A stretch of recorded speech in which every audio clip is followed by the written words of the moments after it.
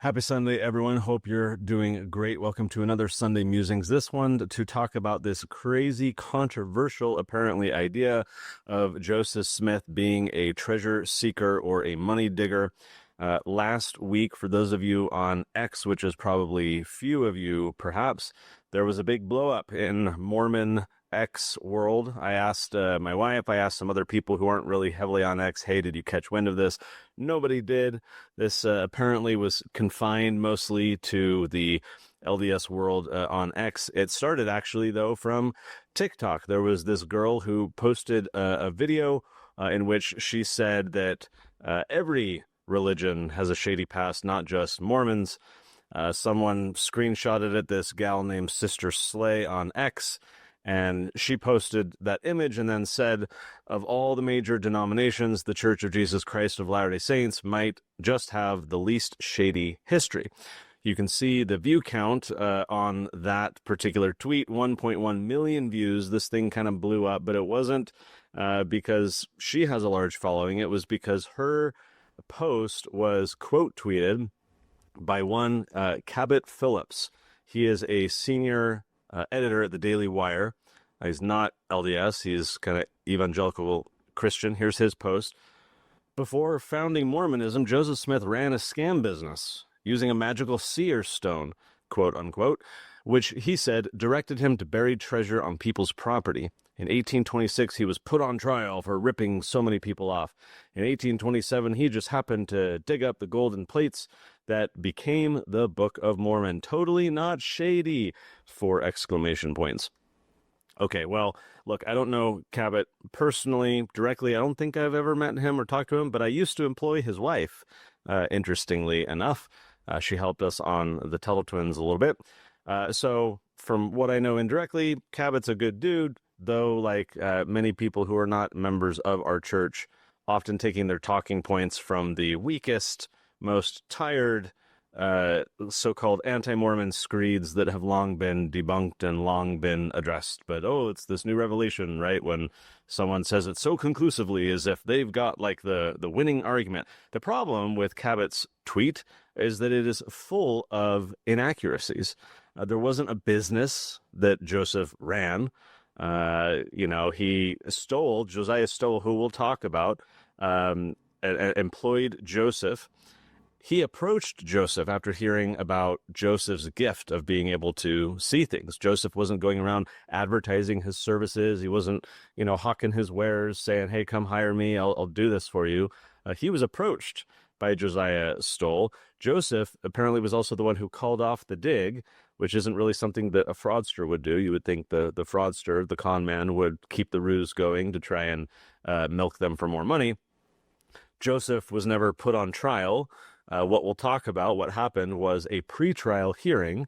It did not advance any further. And the legal case was not for, quote, ripping so many people off. It was regarding one specific allegation in one specific case regarding Josiah Stowell's employment of Joseph. In fact, as you'll soon learn, but I'll tease it now, Josiah Stowell defended Joseph Smith at the hearing, which isn't really something you would consider happening if this was a con man just milking him for all his money and defrauding people. So the broader concern here that we're going to use this little exchange last week on X as an opportunity to dig into the claim. Was Joseph Smith a treasure seeker? What was actually going on? The broader concern that we're going to talk about is the dismissal of mysticism on the part of Joseph Smith, while claiming adherence to the Bible, which is chock full of it, right? So here's Cabot and many others like him, evangelical, whatever, mainstream Christians, and just completely deriding and dismissing the idea that Joseph Smith could do this, that he could have a seer stone, that he could see things, that he could receive revelations from God and divine direction, but totally denying that while purporting to believe in a set of scriptures that has all kinds of stuff in there. Frankly, it's theological inconsistency. I would argue it's even hypocrisy, right? Mocking Latter-day Saint beliefs for their supernatural claims.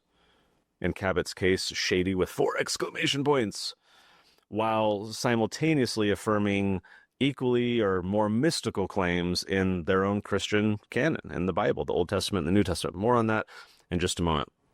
First, let's establish the cultural context. So in 19th century frontier America, there were many people, even educated people, who believed firmly and sincerely in supernatural, like medical procedures, folk remedies, magic, superstitions, treasure digging, all this kinds of stuff. This was not uncommon. This was not like, oh, Joseph Smith, you're this weird anomaly. This was the cultural environment of the time. In fact, here's from the Palmyra newspaper, one of them in 1822 said that digging for money hid in the earth is a very common thing. And in this state, it is even considered as honorable and profitable employment. It further continued that one gentleman, digging 10 to 12 years, found a sufficient quantity of money to build him a commodious house. Another dug up $50,000. So here's the newspaper, 1822, before Joseph's really getting into the cultural environment and participating to some degree. We'll talk about to what degree in just a moment. But he's at least involved. And there in Palmyra at the time, 1822, the newspaper is saying, hey, like, this is a thing. In fact, another Palmyra newspaper 3 years later reported that buried treasure had been found, quote, by the help of a mineral stone, which becomes transparent when placed in a hat, and the light excluded by the face of him who looks into it, end quote. 1825. Interesting. Beyond seer stones, at the time, with all this folk magic and divination and stuff, you also had dividing rods. So these are sticks, these are branches. Here is from an 1850 newspaper clipping about this issue. It says, many wonderful things are told of these rodsmen, especially in searching for streams of water underground for the purpose of excavating wells. A few years since, in the eastern part of the township of Marietta, a farmer wished to dig a well, and fearing he might have to go very deep or perhaps not find water at all, he applied to one of these professors of the art for information. After the usual flourishes and perambulations, he pitched on a spot near the farmer's house, where he said water would be found. Before commencing the work, to make the matter sure, he applied to another water diviner, and lest he should discover some indications from the make of the ground, he had him blindfolded and conducted him over the location where he desired to dig the well. Either from the actual truth of the science or by accident, this man fixed on the same spot with the other, deviating only a few inches from the place where he said water would be found. The farmer dug the well and found a plentiful supply. How this coincidence could possibly happen without some truth in the art would be difficult to explain. Let's go 40 years in the future. We're still in the 1800s, 1889. This article says that the amount of faith in the divining rod among our people is surprising. Speaking incidentally of the subject, a writer in Harper's recently made the remarkable assertion that almost every county in every state of the Union has its professional adept at divination. At best, so far as the discovery of hidden well springs is concerned, and our mining districts of the West are prolific in these modern soothsayers, who claim to be in familiar communication with subterranean stores of wealth, and stand ready to betray the confidence for a consideration. You hire them, they'll show you where to find your treasure, whether that's water or something else. This is late 1800s. It's not just where Joseph's at. This is happening all over the states. This article concluding that it's in every county of every state where you've got these people who are using peep stones or seer stones or dividing rods or these different tools for divination and being able to uncover or find things that others cannot see. So the point here, the cultural context, is that there's not that much stigma regarding these activities at the time, particularly in frontier land outside of cities, where you get the more educated and elite and so forth, the enlightened class, right? Today, the equivalent might be participating in the lottery or gambling, right? Far more common among people who have lower income, perhaps less, IQ, whatever, that they're willing to just play those games and try and chase those opportunities to strike it rich. And that's what's happening at the time of Joseph. So let's dig into the claim. Was Joseph Smith a treasure digger? Was he a money digger? Was he a treasure hunter? Well, in his own history, this is the official history published in the Pearl of Great Price. Here is in verse 56, where it reads, in the year 1823, my father's family met with a great affliction by the death of my eldest brother, Alvin. In the month of October, 1825, I hired with an old gentleman by the name of Josiah Stoll, who lived in Shenango County, state of New York. He had heard something of a silver mine having been opened by the Spaniards in Harmony, Susquehanna County, state of Pennsylvania, and had, previous to my hiring to him, been digging, in order, if possible, to discover the mine.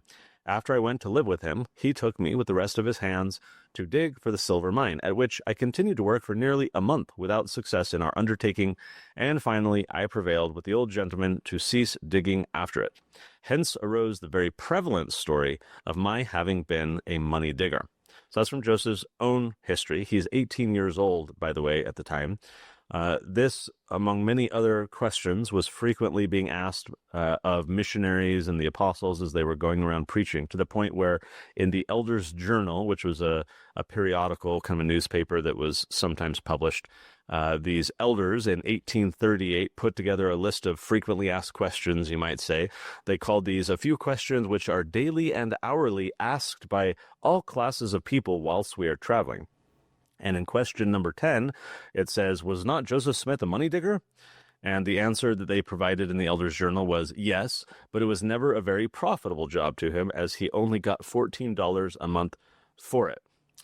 Okay, so Joseph, by his own admission, at least in the case of Josiah Stoll, who figures in this court case, this pre-trial hearing we're about to talk about, that's what Joseph does concede. It's what he writes in his official history that was worked on, I think, about 1838 is when the official Joseph Smith history comes out that we have in our Pearl of Great Price.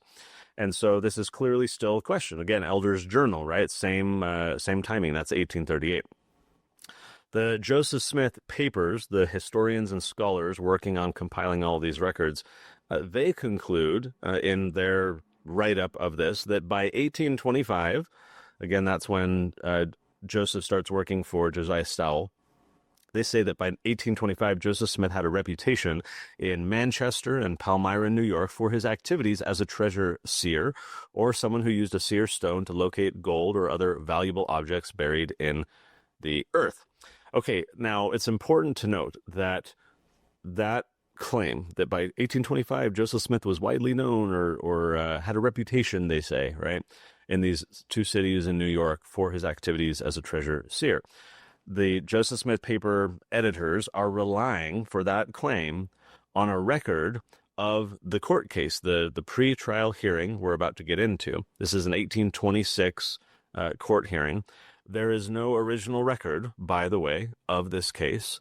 What we do have, and what the editors of the Joseph Smith papers are relying upon for their characterization that Joseph Smith has this reputation as a treasure seeker, is an anonymous account published 47 years later in some other newspaper.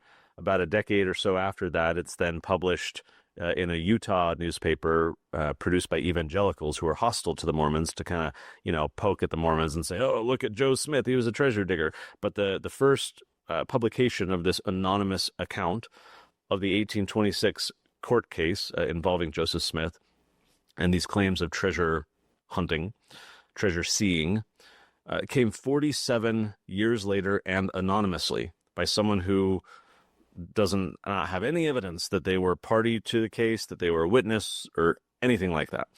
And so this reputation that the editors of the Joseph Smith papers are claiming, that Joseph has this reputation of being a treasure seer, might therefore be embellished. And it might be very limited, as Joseph Smith's own history, his own autobiography suggests. Right? Joseph does not concede or say that I was doing all this stuff for years and years all over the place, etc.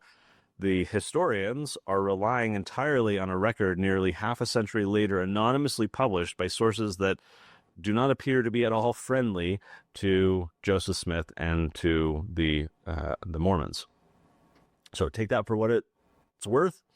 This idea that, like, how accurate is that? And can we really conclude that Joseph had this long-standing pattern of treasure seeking? Again, he was not running a business, as Cabot said. He was not, selling his services out there. He was approached. He had a talent. He had a gift Josiah Stoll learns of this, approaches Joseph, and asks for his help. And Joseph, by his own admission, is the one who gets Josiah Stoll to knock it off after, some weeks. Hey, let's not do this anymore. There's nothing here. Interesting. So Josiah employs Joseph when he's 20 years old. And Lucy, Joseph's mother, in her autobiography, published, I believe, in 1845, she said that Josiah Stoll came for Joseph, having heard that he was in possession of certain means by which he could discern things that could not be seen by the natural eye. So Lucy is calling them means, this, broad generic term referring to this seer stone that Joseph has access to. In late 1825, Josiah Stoll hires Joseph to help find the silver mine that Joseph was referencing in his history. This is near the border of New York and Pennsylvania, and several weeks again go by before Joseph persuades Stoll to stop. Now, there was no record of any complaint, any fraud, anything. Again, Stoll approaches Joseph, and Joseph is the one who gets him to call it off. Nonetheless, Josiah Stoll's nephew was concerned that he, Josiah, was being taken advantage of by Joseph Smith. And so he, the nephew, initiated legal action against Joseph Smith, which is what resulted in the court hearing March of 1826 before a judge in New York. Now, Joseph was charged as a disorderly person with the specific accusation of, quote, glass looking, or in other words, using a stone to pretend to discover hidden goods or lost property, which actually at the time in New York State was a misdemeanor. The law against disorderly conduct at the time had this, list of items that it forbade, including people who, quote, discovered where lost goods may be found. So that was considered disorderly conduct, punishable by law. It's interesting. The law itself seems to indicate how the world around Joseph Smith is changing, right? It was previously this more mystical, magical, enchanted, superstitious type of folklore-loving people. And through the application of law and education and whatever, these people start shifting. The society starts shifting from enchanted to enlightened, right? And moving away from like the supernatural and the divine to more naturalistic, rational explanations. And so the law punishing people for purporting to have this gift seems to indicate this progression of society to move away from the supernatural and go towards only the observable natural. Now, this hearing, this trial that Cabot is talking about, that Joseph was put on trial, it was not a trial. It was actually a pre-trial hearing. It was not a full criminal trial. Joseph was not convicted. He wasn't fined. He wasn't jailed. The records seem to indicate that some kind of decision was made, but not what it was. And part of the problem is that there are 5 different accounts, inconsistent accounts, I might add, of Joseph's appearance before this judge that are published anywhere from 5 years to 57 years after the event. And only one of those 5 inconsistent accounts claims to be the record of an eyewitness. That individual is William Purple, who 50 years later, 1877, offers us a reminiscence. Now, he was the scribe in the court. He was the scribe for the court. So he was present at the hearing. He's the one jotting down the original record that we don't have any access to. And so half a century later, he's offering his recollection of the case, where Purple said that Joseph said that when he was a lad, he heard of a neighboring girl some 3 miles from him who could look into a glass and see anything, however hidden from others, that he was seized with a strong desire to see her and her glass, that after much effort he induced his parents to let him visit her. He did so and was permitted to look in the glass, which was placed in a hat to exclude the light. He was greatly surprised to see but one thing, which was a small stone, a great way off. It soon became luminous and dazzled his eyes, and after a short time it became as intense as the midday sun. He said that the stone was under the roots of a tree or shrub as large as his arm, situated about a mile up a small stream that puts it on the south side of Lake Erie, not far from the New York and Pennsylvania line. So this is what the scribe is saying that Joseph Smith said half a century earlier. Put whatever measure of confidence you wish in a statement like that. I should also note, though, that we get this recollection from Mr. Purple as well. He says, the next witness called was Deacon Isaiah Stoll. This is Josiah Stoll. He swore that the prisoner, Joseph, possessed all the power he claimed and declared he could see things 50 feet below the surface of the earth, as plain as the witness could see what was on the justice's table, and described very many circumstances to confirm his words. Justice Neebly, the judge, soberly looked at the witness, Stoll, and in a solemn, dignified voice said, Deacon Stoll, do I understand you as swearing before God under the solemn oath you have taken that you believe the prisoner, Joseph, can see by the aid of the stone 50 feet below the surface of the earth as plainly as you can see what is on my table? Do I believe it? Says Deacon Stoll.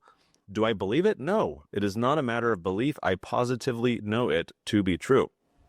So again, we get this recollection half a century later, but the point being that Stoll rises to the defense of Joseph, saying, I know he can see things. What's interesting about it is that he described to the judge, quote, very many circumstances to confirm his words.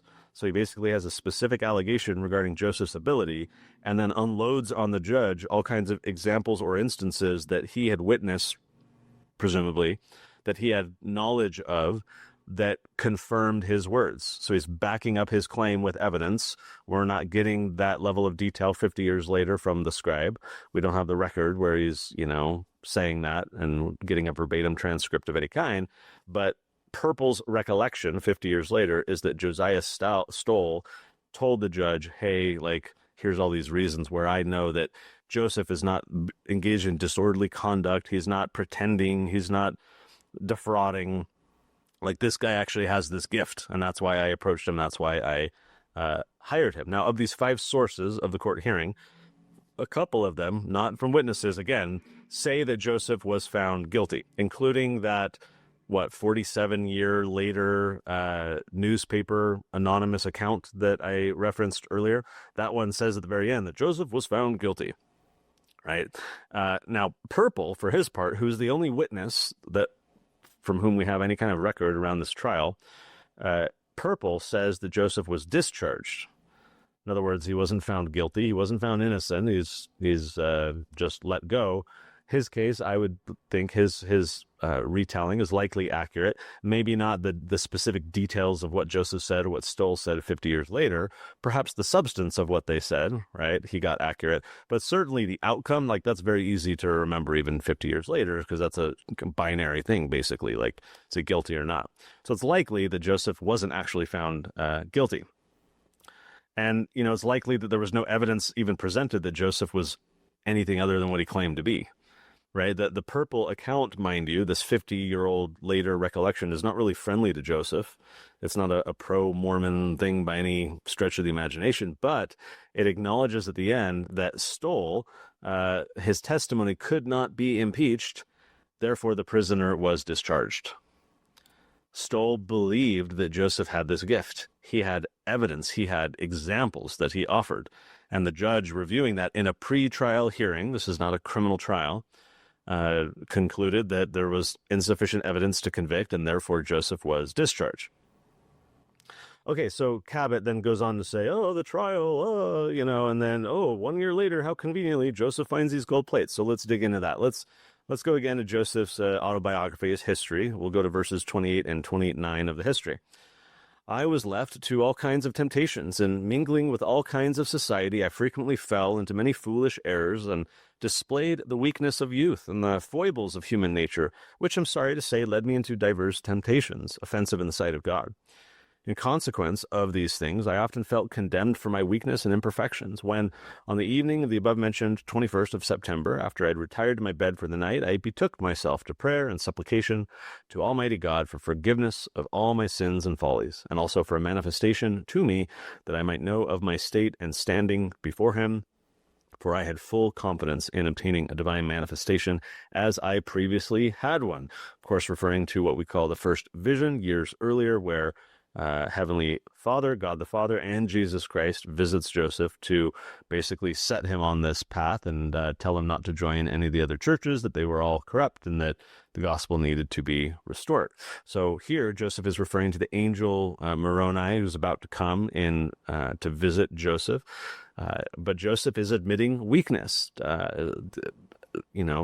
succumbing to all kinds of temptations, mingling with all kinds of society, falling into foolish errors. He, of course, then goes on to say, no one need think that I'm like guilty of any major sin, but he's this youthful, fallible, kid who's trying to figure things out, and he's falling into bad company. So this could relate to any number of things. He reassures us. He's like, look, this isn't anything like any horrible thing. But this could include, he doesn't state specifically, but this could very much include using this gift that he had, this seeing ability after the first vision that he's kind of developing, receiving this gift. It could include using that gift for, shall we say, Babylonian mammon-related activities, right? Trying to find treasure. Now, we don't know to what degree Joseph was doing all this stuff because, again, like we don't really have record of it, and people decades later claiming, oh, Joseph had this reputation, there's really just not a lot to go off of, other than we do specifically know about this Josiah Stoll case. But it does appear, perhaps in part, that Joseph is recognizing that this gift that he has is not being utilized for the right reasons. So we go on a few verses later. It says, I beheld the same messenger at my bedside and heard him rehearse or repeat over again to me the same things as before, and added a caution to me, telling me that Satan would try to tempt me, in consequence of the indigent circumstances of my father's family, to get the plates for the purpose of getting rich. This he forbade me, saying that I must have no other object in view in getting the plates but to glorify God, and must not be influenced by any other motive than that of building his kingdom, otherwise I could not get them. And so I think it was like the next day, Joseph goes to the location that he was shown in vision where the plates would be. He's, can't get them. He's like, why can't I get them? I have this vision. And so here's what Joseph wrote in an earlier account of his history. This is in 1832. Joseph says, behold, the angel appeared unto me again and said unto me, you have not kept the commandments of the Lord, which I gave unto you. Therefore you cannot now obtain them. For the time is not yet fulfilled. Therefore thou wast left unto temptation, that thou mightest be made acquainted with the power of the adversary. Therefore repent and call on the Lord, that thou shalt be forgiven. And in his own due time thou shalt obtain them.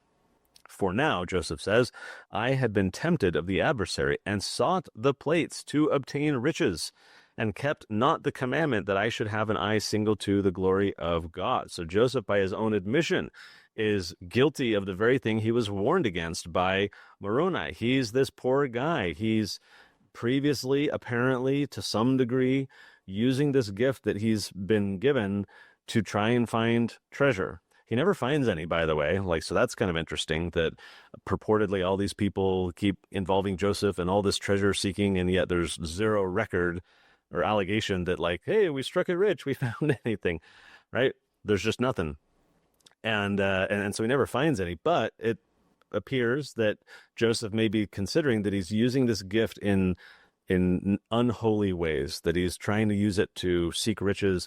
And here he's warned by Moroni not to treat the golden plates as that opportunity. And Joseph admits himself that he did seek the plates initially to obtain riches, that he didn't keep the commandment, and that therefore the plates were withheld from him for several years, while Joseph really starts to hone in on why he has this gift, how it should be applied, what the purpose is, and really I think elevating his mind beyond the carnal and the temporal, and helping him catch the vision of what this is all about and what his calling is. He's still this young guy, just trying to process all these supernatural things that are happening to him, and in this cultural context in which he's living, right?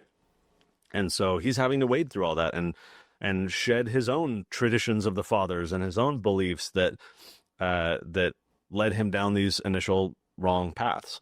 So here Joseph in his own journal is saying, yeah, I messed up, and I was guilty of the very thing that Moroni warned me against. So it seems to me that whatever treasure seeking that Joseph was doing was almost like an obstacle that he overcame in the process of becoming a seer, becoming a prophet. Like, this was just an evolutionary kind of natural thing where he had this context of using a gift because lots of other people were claiming to have gifts and go treasure seeking. So Joseph is brought up in that environment. He actually does have a gift, right? Josiah Stoll offers a number of evidences to the judge to support it. Lucy, his mom, is like, well, yeah, Stoll heard about these, and so he came to hire Joseph. So Joseph does have a gift, and he's trying to figure out, like, how do I use this? And the traditions of the fathers was, hey, let's go treasure hunting. That's many Christians at the time, like Cabot presents it as this like backwater, antiquated, corrupt, charlatan type of thing. And yet there were abundant Christians who mixed magic and the mystical and treasure seeking even with their faith. It's just culturally divorced from what was happening for people like Cabot to be like, oh, look at this ridiculous thing that was happening. We'll get into that in just a moment. But I think that the treasure hunting, the seeking after treasure, was just this evolutionary thing that Joseph is dealing with to shed the traditions of the fathers and why that gift might exist for him, and to realize, no, I do need to keep my eyes single to the glory of God. I do need to focus on this mission that God has given me. This is a bunch of gold that I'm about to get, but there's a record on it that is worth far more than the actual monetary value of the gold itself. And, regardless of whatever level of treasure seeking Joseph was or was not involved in, there were many trusted sources who recognized Joseph did have this gift. We talked about his mom. We talked about Josiah Stoll. His dad believed the same thing. Joseph Knight, Martin Harris, right? All these individuals recognized this gift and had reasons to do so. And so he finally gets the plates in 1827. This is a year after the trial, which he's apparently discharged from, and there's no evidence to convict. There's no actual trial. And at this point, he's had numerous angelic visits. He's had time to repent and reprioritize. He's had time to appreciate and focus his gift, that of being a seer. He's ready to go. So he now gets the gold plates, and he's been prepared. I think God is even using this cultural context that Joseph was open-minded about this stuff, that he had found this stone. He saw this vision of this stone, and so he gets this stone, and that was the context in which many in the culture at the time were communicating with the divine. This was almost like God speaking in the language of Joseph, much like it says in the scriptures that God speaks unto us to our own understanding in our own language. That this kind of folk magic, mystical everything was a common language, certainly in the frontier area in the 1800s, but throughout the United States, even into the late 1800s. So it's not unreasonable that God would use the tools and the methods that would be construed by an individual like Joseph as communicating with heavenly messengers. He just had to orient the purpose of it from personal benefit to this divine mission. But is this really that weird? That seems to be the inference from Cabot and others like him, that, oh, look at this crazy Joseph Smith guy, treasure seeking, what a rube, right? Let's start with Philastus Hurlbut. Pretty sure I'm saying that right. Weird name. This gentleman was excommunicated from the Church of Jesus Christ of Latter-day Saints. He becomes a Mormon apostate, and in 1833 starts going around Palmyra and Manchester, where the Joseph Smith paper editors claim that Joseph had a reputation in years prior of being a treasure seeker. So Mr. Hurlbut goes to these two locations and goes around collecting affidavits from individuals in those two towns, from people who are describing the treasure-seeking activities of Joseph and his family. Some of the statements are from people who knew Joseph. Others are from people who heard about it, secondhand, thirdhand, whatever. The statements kind of mix like eyewitness evidence with gossip and hearsay. It's really difficult to know like what one is. That it's not really sound, amazing affidavits. And definitely this was like a motivated effort to try and tear down Joseph and undermine his prophetic role. So these affidavits, and then the subsequent anti-Mormon writers who all relied upon these affidavits. Oh, look, Hurlbut went around and got these affidavits, and look what everyone was saying about old Joe Smith, right? All of these affidavits, again, and also the literature that follows, relying upon them, implied that treasure seeking was like this ignorant superstition where the people involved were either dupes or con men themselves, driven by greed.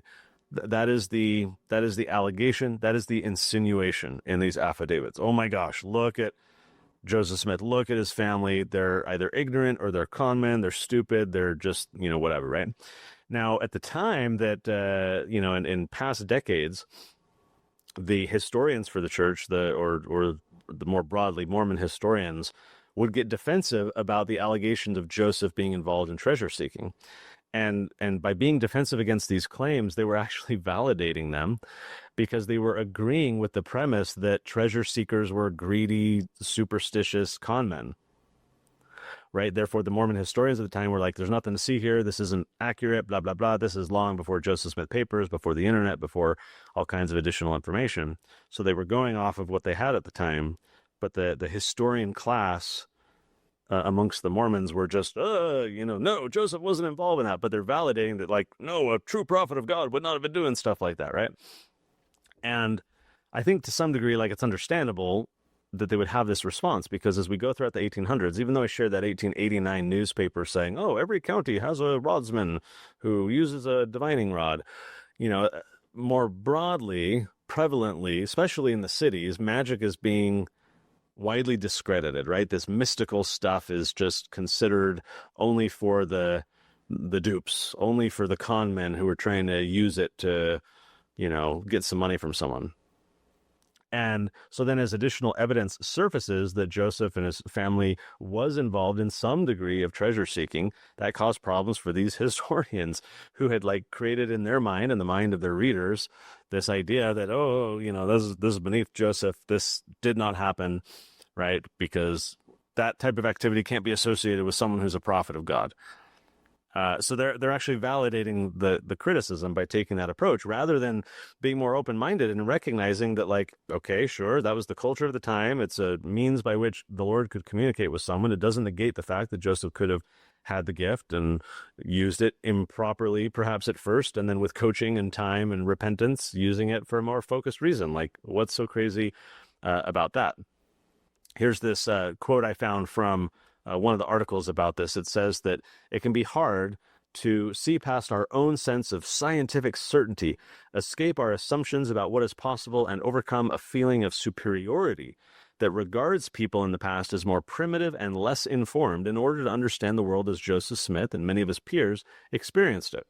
This is in part because, as Alan Taylor, a Pulitzer Prize-winning historian of Joseph Smith's culture, observed or described it, we assume a, quote, rigid insistence that magic and Christianity are polar opposites, when in fact they have usually been inseparable and natural allies, end quote. I found that to be rather interesting. Now, the Bible, as I teased earlier, and as you readily know, is full of mystical, magical, we might even say weird stuff.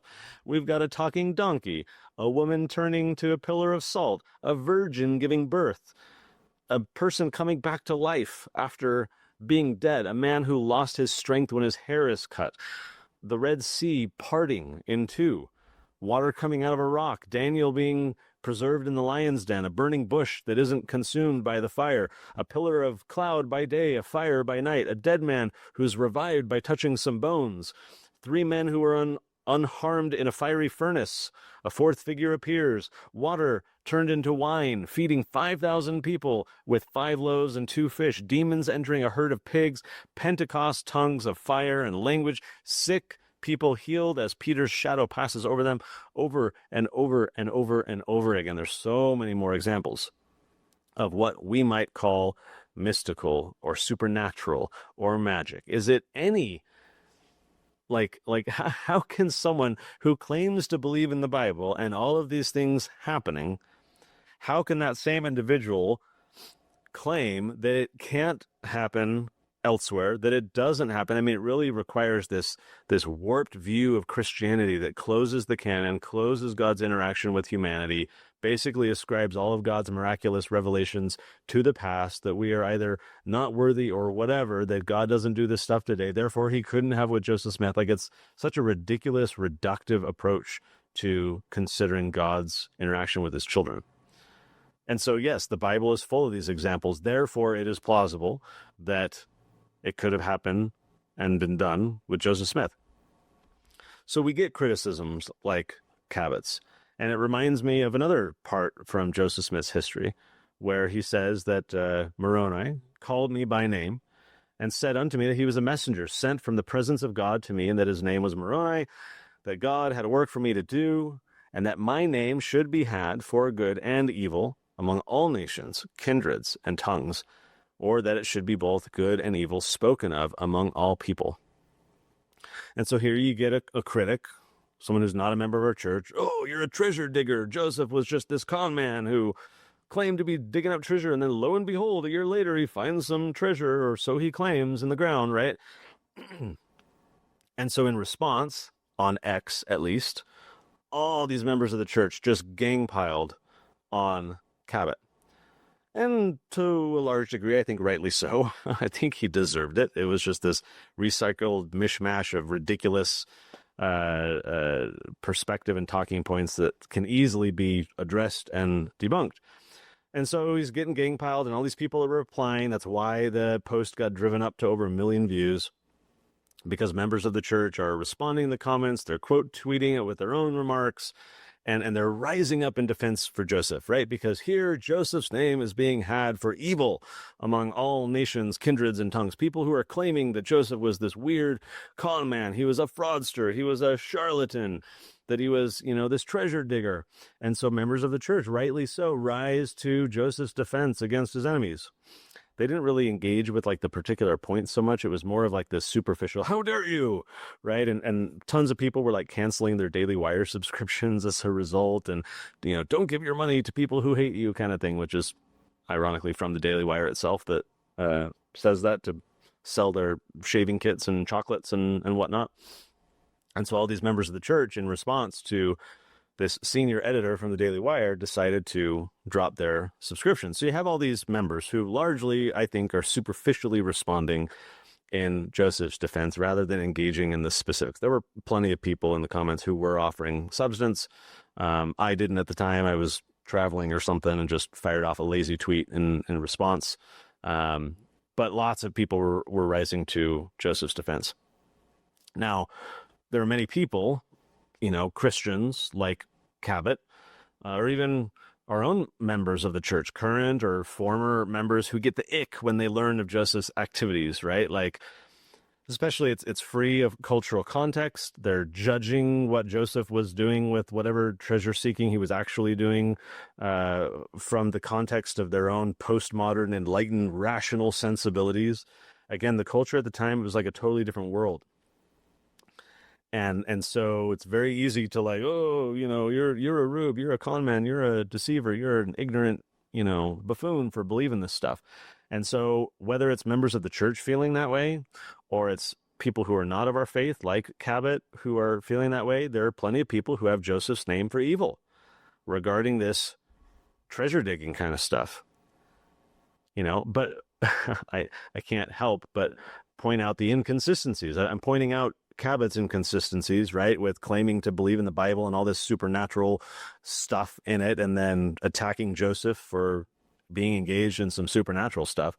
So that's an inconsistency. But I think there's also a deep inconsistency with members of our own church who rise to Joseph's defense when attacked about something like treasure digging, again, more with superficial defense rather than substantive defense. And yet many of these same members of the church have Joseph's name for evil by thinking that he was a lying, deceiving, basically pedophile, lying to his wife, marrying teenagers, marrying other men's wives.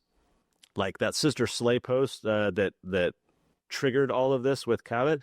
Here's someone else quote tweeting the same thing.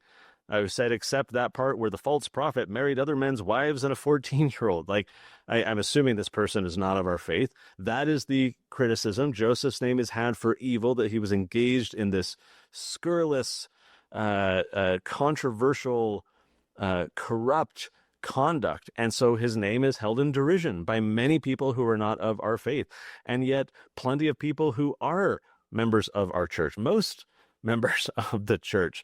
The church itself, which just a couple of weeks ago came out with an essay doubling down that Joseph started all of this polygamy stuff. People who've left the church, like take this gal, for example, a little clip from the Mormon Stories podcast where this girl is talking about the ick that she felt when she found out that Joseph did this stuff.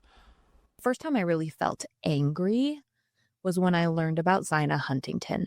Essentially, it really bothered me that she was already married, that she, I would hope, had found the love of her life. Basically, Joseph Smith came to her.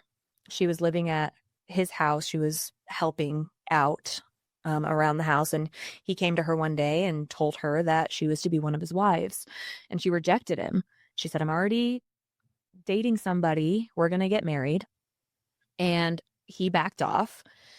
And then when it came time for her and her husband to get married, they asked him to marry them. And at first he agreed. And then he never showed up to the wedding. And I guess when they confronted him about it, he was like, I couldn't give my wife away to somebody else. Something along those lines. Meaning her? Her, yeah. You have a wife, dude. You're married to Emma. And not just Emma, actually. Yeah, apparently you're married to a lot of people right now. Yeah. You have wives. Why do you need this one specifically? And then it really bothered me that a little while later, she's pregnant with her first child, and he approaches her again and says, no, you have to marry me. So again, I think Moroni was exactly right. Joseph's name would be had for good, it would be had for evil, but the evil that people assign to Joseph and attack him for is not confined only to non-members of our church. It's not confined only to former members of our church. It includes, I think, active members of the church itself, which I couldn't help but think of and create this meme using this template. Corporate needs you to find the differences between this picture and this picture. And it's got, for those of you just doing the audio, it's got Cabot and then the photo of the girl that you just heard in the podcast. And then they're the same picture. These are people who are claiming that Joseph was this corrupt individual. Oh, he's a treasure digger. Oh, he's a philanderer, marrying these teenage girls and other men's wives and all this stuff, right? I think Moroni was dead on. Now, on the treasure hunting stuff specifically, I think all of this is born of an assumption. That assumption is that God would not call someone to be a prophet who searched for buried treasure by using a seer stone. That seems to be the base assumption that leads to so many of these people having the negative reaction that they do. But it assumes this negative interpretation of otherwise neutral facts of what Joseph Smith was up to, what was involved, what was happening at the time, but it construes it in this negative light. I mean, the Book of Mormon itself says that the Lord would prepare for his servant a stone which shall shine forth in darkness unto light. So why not interpret the fact that Joseph discovered such a stone, or stones plural potentially, positively instead of negatively? Why take this negative approach? That seems to be how many current former members of the church, non-members of the church, have this implicit assumption that a true prophet of God would not have ever been engaged in anything like this. Keep in mind that throughout Scripture, that you have one narrative after another of prophets who, as they're being called to become a prophet, are remarking on their own sinfulness, their lack of qualification, right? You've got Isaiah and Jeremiah and Ether and Enoch and all these guys who are like, I'm not worthy. I'm just not, right? In some of his own revelations from the Lord, Joseph is being rebuked. He's told to repent.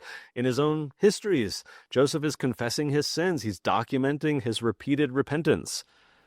He saw himself as this flawed individual, improving incrementally, growing in God's grace to utilize God's gifts to advance his work. So I think his transition from treasure seeker, again, to whatever extent actually happened, rather than people claiming decades later from anonymous sources that whatever, right? But to whatever degree this was actually happening beyond Josiah Stoll, the transition from treasure seeker to Mormon prophet, I think, was a natural one. I think God was communicating in Joseph's language. It made sense. It was a means of communication. And not just in early frontier America 1800s, like far before that.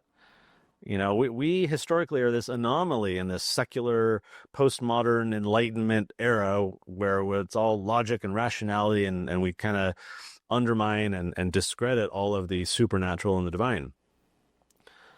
I think Joseph's actions are completely consistent with a pattern of biblical prophets that Cabot and countless other Christians profess.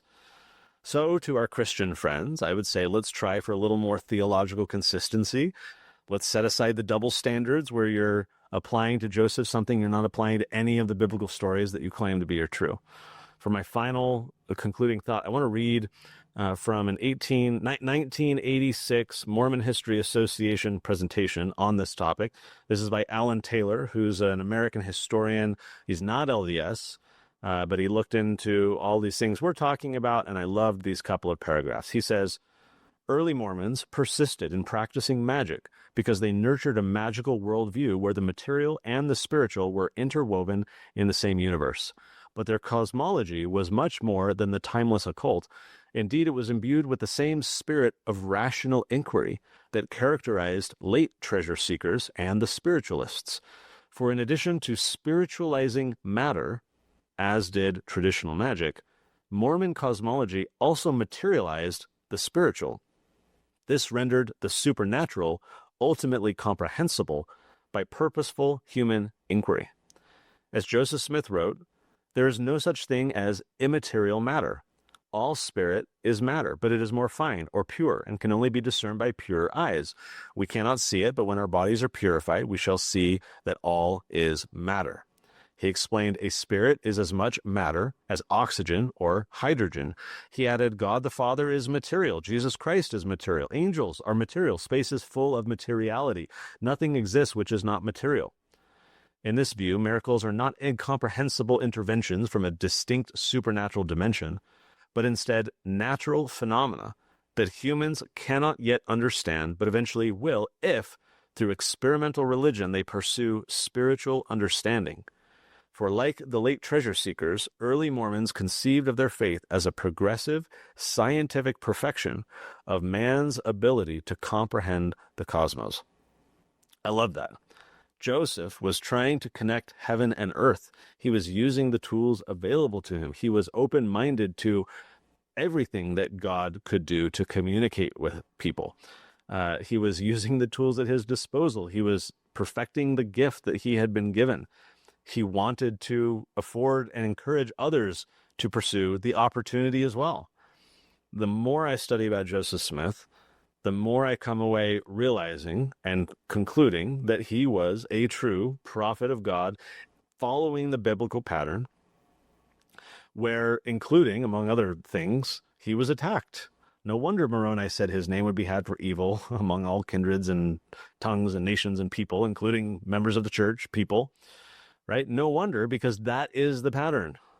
True prophets are attacked for what they do. They are maligned, they are persecuted, right? That's the pattern throughout Scripture. And Joseph Smith played that role, tragically in the end.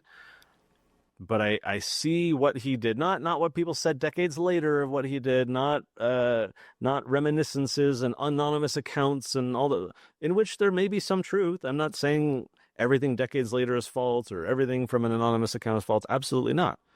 Right? But you got to take it with a massive grain of salt, because here's a guy who many people are saying evil of, as Moroni warned, and taking advantage and doing so when he can't defend himself anymore after his death, and they're doing it anonymously, and they're doing, it's so hard to like sift through all the garbage and figure out who was actually Joseph. Let's unencumber him from everything put on him by others after his death, and let's try and see him for who he was. And I think he was a true prophet of God. I would invite Cabot, the husband of my former employee, which is kind of weird. When I saw his tweet, I'm like, wait a minute. I would invite Cabot and others who have come to similar conclusions to read the Book of Mormon. If you're going to malign Joseph for the golden plates, like, there is a physical manifestation of them. There are countless witnesses, by the way, who broke away from Joseph, who left the church, right, and yet stood forever by their statement of having witnessed these gold plates. There is a book. We can read it. You can scrutinize it.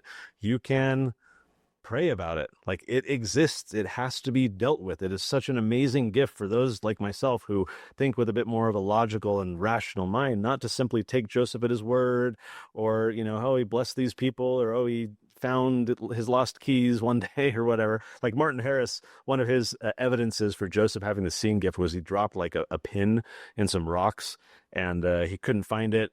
And so he had Joseph, he claimed in like 1854, I think, he said that Joseph had put his, rock in the hat, and with his vision occluded, pointed exactly to where the pin was. And then, that was like a way that Martin, who himself was a little logical and rational, could try and almost like scientifically test Joseph's gift. But I appreciate that the Book of Mormon exists because, as someone who does think a little bit more logically with things, especially spiritual things, this is something that has physicality. Like it was produced, and it can't just, we don't just have to rely on Joseph's claims and what people said about him. And I appreciate that. And I love the Book of Mormon. And to me, it is not only another testament of Jesus Christ, which it absolutely is, it is a testament that Joseph Smith was called of God to be a prophet. So whether he did a tiny bit of treasure seeking or a ton of treasure seeking, I don't really care, because it's clear to me that he had a gift. And even if he was using it improperly at first, which he himself seems to admit, he's trying to figure out, no, I've got to be focused. I've got to repent. I've got to not hang around those people. I've got to, get rid of the distractions and the temptations and keep my eyes single to God's glory. I see in Joseph the opportunity for God to elevate me, because if God could take this, farm boy, whatever, ignorant, etc., and turn him into this amazing person, that is such a great affirmation and aspiration for me to see what we can all do, line upon line, moving forward incrementally, repenting, getting rid of the traditions of our fathers, separating ourselves from the cultural baggage that we all have, and trying to bring our actions in line and single to God's glory. So again, the invitation, Cabot, if you're watching this, or others who are not members of our faith, is to read and take seriously the Book of Mormon. That is ultimately the test. And, just like you're making claims about treasure seeking or whatever, there's plenty of people who make all kinds of claims about the Book of Mormon, which by and large are all easily dispensed with and easily refuted and plenty of whatever. But at the end of the day, it is spiritual confirmation that it is another testament of Christ, that Joseph Smith was a real prophet. And so then let's actually account for that and deal with that and recognize that the canon is not closed, and God did not stop talking to people, and that the same opportunity, frankly, that Joseph had is something that we have, that it's not limited just to these special people. I think in the scriptures, God says he wants us all to pursue this stuff. I think that's where we're faltering. I think that's where the opportunity is. So at the end of the day, I'm on Team Joseph. I think he was a prophet. I think the treasure seeking was just part of his early cultural whatever that he had to overcome and get through, which he did. And I'm grateful for it. And I believe he was a prophet. And we'll leave it there. See you next Sunday.